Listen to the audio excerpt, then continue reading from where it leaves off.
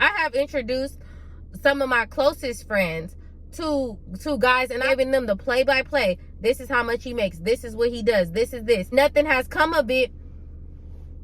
What do y'all want from me? What do y'all want from me? Baby, spend it, baby, on me. Spend it, baby, spend it. Prada and Dior, spend it. Shopping spree, Chanel, please. Welcome back to my channel. It's your girl codenamed Chanel, and I'm back. But clearly, I'm back. We're gonna have to thug it out without lip gloss.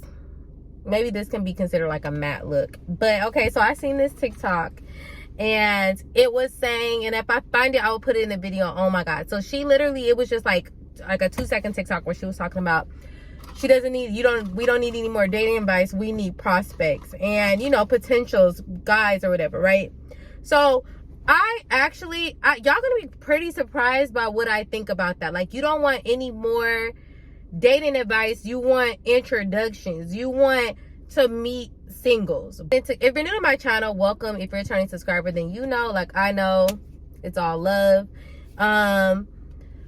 My hair is looking a little crazy right now. I'm gonna go to a concert tonight, so I have to like do my hair. So maybe I'll like record myself doing it or whatever. If you don't know, I guess I consider myself like a person who wants everyone who wants to be spoiled. We need to find a definition for that, because I don't really like coach, you know what I'm saying? Like, but then I do like to see my girls ball. I'm more of like, I have to see it to believe it. I need receipts. So I've been on dating apps like Tinder, Hinge, Bumble, and I've noticed that, you know, through vetting and finding out who these single, elite, high value men who, you know, are, that I find out that you can easily find out, okay, they said they're the CEO of what? How much are they making? If this person is Googleable, then this might be a potential whale. If you don't know what a whale is, Google it, go to my Patreon, whatever. I have a lot of acronyms and stuff on there. So this person might be the potential man that you want to marry, who makes about 50K a month or something, right?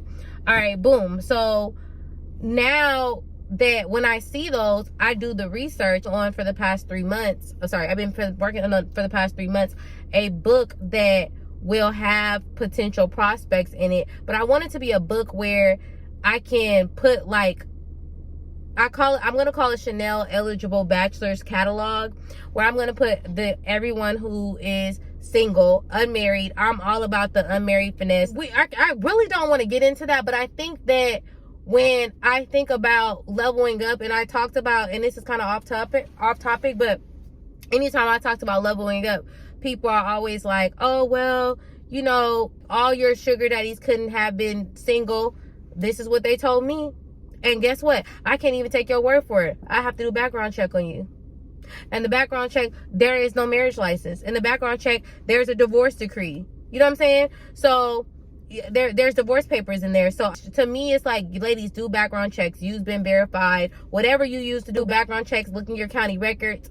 And yeah, I don't deal with married men. So the eligible bachelor list that I was creating is going to have, you know, men who are not married. But this bachelor list needs to be updated just in case this person gets in a relationship. Oh, we need more prospects. We need you more introductions. We need you to introduce us to people. I understand that. So that's where I'm coming from in the first few minutes of this video. I get that the dating advice is like, damn, we know what to do. Just show us who to do it with. But then it's kind of like, how come I had to get it out the mud? How come I had to do the work? Ain't nobody point me to my guy. Hey, can I lie? Can I fucking lie? And like, nobody was like, hey, let me put you on to Prince Williams right here. Or nobody did that with me. So I feel like there's a laziness in it, because you feel like your friends that are in relationships or that have men, they're like, girl, you need to be introducing me and letting me meet, you know who. But is this a car rides with Chanel video? It might be.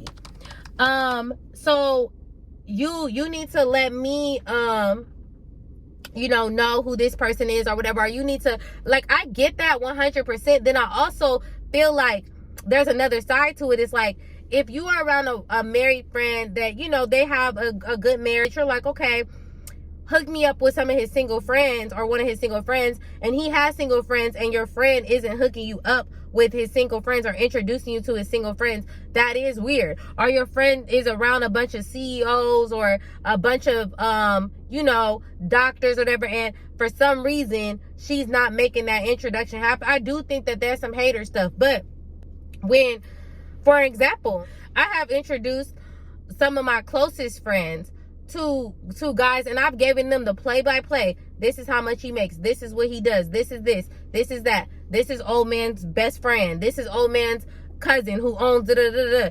And nothing has come of it. What do y'all want from me? What do y'all want from me? You say that. Like, you put me in such an uncomfortable situation. Like, I've had women DM me like, oh, can you send your old sugar daddy my way or whatever? I could post him. I can give y'all the numbers. What are y'all gonna do with this information when y'all don't even want to go seek it out yourselves? And I understand, like, I there's only so many introductions in the world, and you got to start looking at how you're approaching these things. Because I said this in my last video, don't nobody owe you a tip, don't nobody owe you advice, and definitely, and that's for sure, nobody owe you nothing to introduce you. A chick like me, you're gonna have to come correct. But I think it has to do with the way that you make people feel like, this is a really amazing guy. You're a really amazing woman. You guys should be together. If somebody is not making those introductions happen, maybe they don't think you're the right fit for this person. Now, again, I do feel like there be some hater rating stuff going on, but I also feel like at the same time, I think it's time to look at the one man in the mirror. I've noticed that I'm really not good with in person, so that's kind of why I had to create an alter ego in the first place. And yeah, you could say that it has something to do with confidence, but I think after 25, I really started being more confident in myself.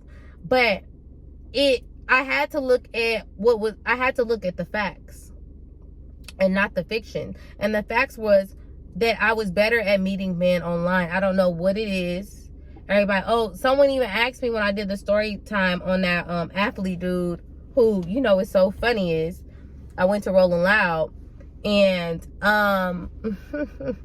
it's so funny. I went to Rolling Loud and I actually seen him at Rolling Loud. So that's a whole different story. But anyway, yeah. So they asked me about the story with the athlete dude. Y'all, these athletes, the third strings, the fourth string, the 66 strings, the ones that's not the starters, they be in everybody's DMs.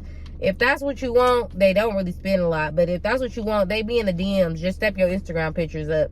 And again, when the man that I'm with was in my DMs, when I was with a guy before the man that I'm with right now, we was together for a while, and he had paid my rent for at least 3 years, I want to say. I met him in person. But it's so funny that when we met in person, he would stalk my Instagram, y'all. Like, stalk. He was obsessed with my Instagram, like my Snapchat, everything. He would, like, because he seen me out in person, and then the only way he felt like he could really get a hold of me or get in touch with me was me posting. And I mean, if you see me in my Snapchat days, very embarrassing. When I was just all about Snapchat, it was very embarrassing, y'all. It was really cringe. I was like, I'm not fighting this. I am meeting guys on social media. I'm meeting guys. They like my social media. When I met my current guy, I didn't even have 5,000 followers on Instagram. And I always, so it's about the pictures. It's about the quality. It's not about the clout. Most of the women that I know that, meet men that have met men online, or that have met people in general online, or built like relationships online, it is typically to do with them being more social online than actually, being out in person.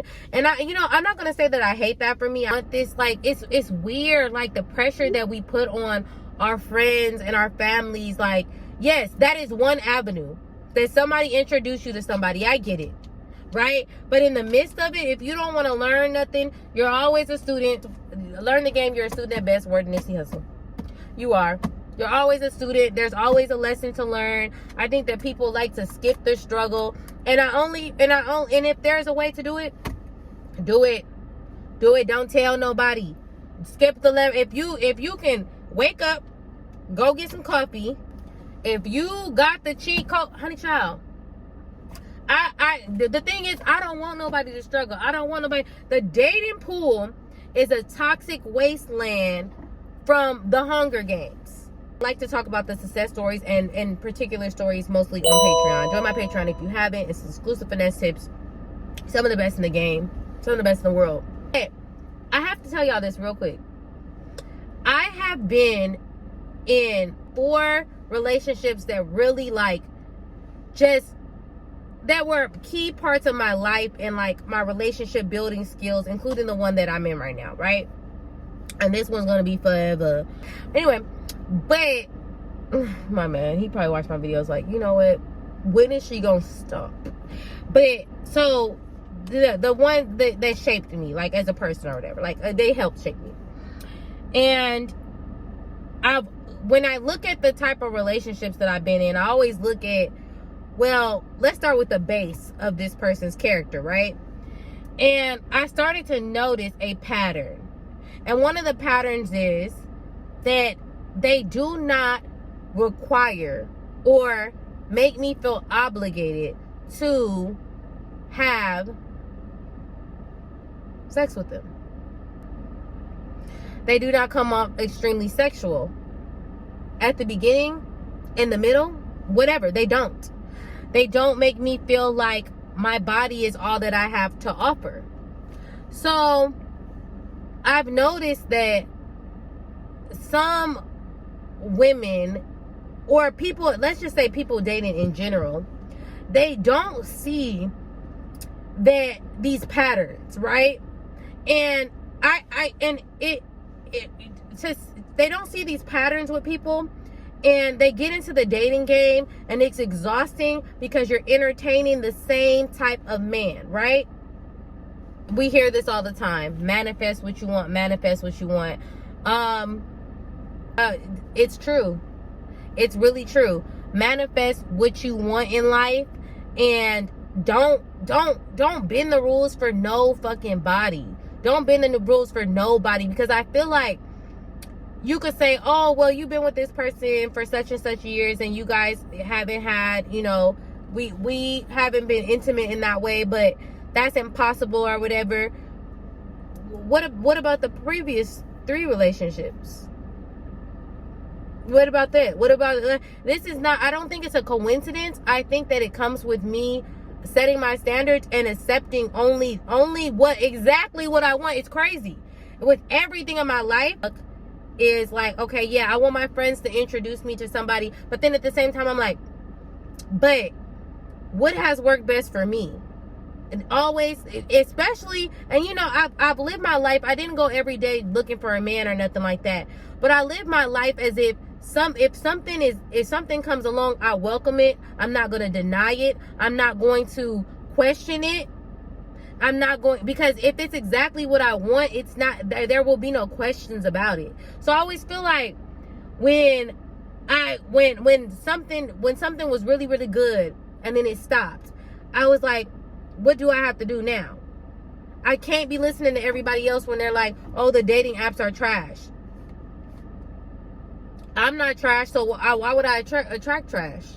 You know what I'm saying? Oh, I can't listen to everybody else when they say, oh, well, you know, you can't ask for money on the first date. You can't ask for gifts on the first date. I kept doing it. And it was way more no's than yeses, and it was quality over quantity every single time.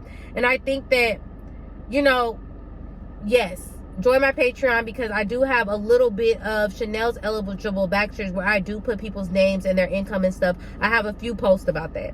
I have a few posts where prospects that are millionaires that I know that are single, that are on dating apps. Find them on dating apps, I put them on Patreon. They are your prospects. They are your introductions. There's the exact places to find them, right? But then shout out to the women who still want to put in the work after giving that, who still want to, you know. I hope that you guys enjoyed this video. Who knows what the fuck the title is going to be. Meet me on Patreon so we can talk about some more shit. Don't forget to follow me on Instagram, codename Chanel. And don't forget to like, comment, subscribe. Hit the notification bell below. If you have any questions for me, you already know where to reach me. And I gotta go, and I'm out.